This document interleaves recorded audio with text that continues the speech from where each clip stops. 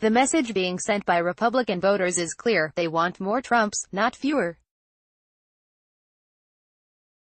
The president was the leading edge of a movement fueled by anger and disappointment with Washington, not its conclusion.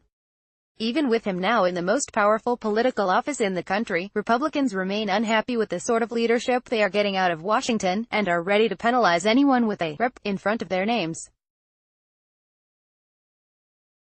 This shouldn't be terribly surprising. Poll after poll shows that Trump is among the most popular modern presidents among his own party. While only 40% of the overall population approves of the job Trump is doing in Gallup polling, 87% of Republicans are on board with how Trump is handling the presidency. Republican voters love how much Trump is willing to freak out the establishment, even within his own party. Every time Senate Majority Leader Mitch McConnell or House Speaker Paul Ryan tut-tut at something Trump has said or done, his base loves it. It's exactly why he won the Republican nomination back in 2016, knowing how popular Trump's outsider message is. The likes of Black have tried everything they can to latch themselves to him. Black, the chair of the House Budget Committee, was by Trump's side when he signed the tax cut bill into law last year. Diane Black of Tennessee, the highly respected House Budget Committee chairwoman, did a great job in passing budget, setting up big tax cuts, tweeted Trump at the end of October.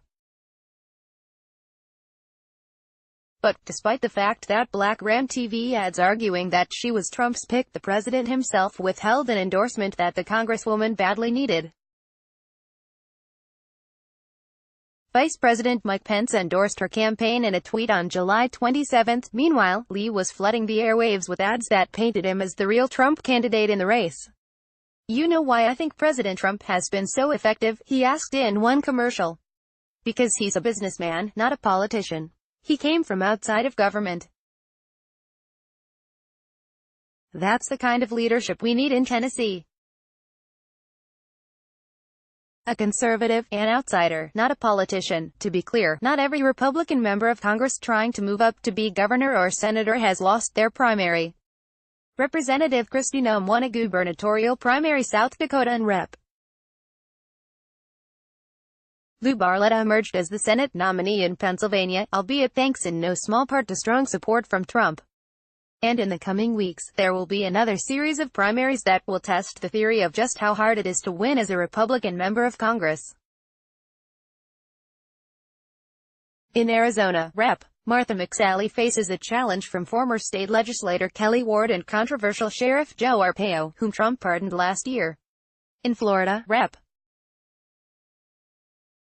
Ron DeSantis is regarded as the favorite to be the Republican gubernatorial nominee, although, like Barletta, that status is due to Trump's outspoken support for his candidacy.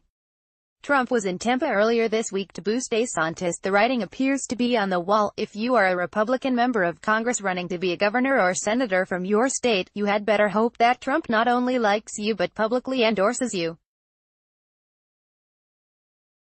Such an endorsement from the president seems to be an inoculation of sorts against GOP voter anger and unhappiness about what the party in Washington has done and continues to do. Short of that sort of Trump vaccination, however, you are fighting an uphill battle, particularly if you are running against someone who is more easily able to make the case as a Washington outsider. Donald Trump's purge of GOP establishment figures in the 2016 election was truly stunning. But it appears that it was only the start. Republican base voters are still mad as hell, and they are still taking it out on Washington Republicans.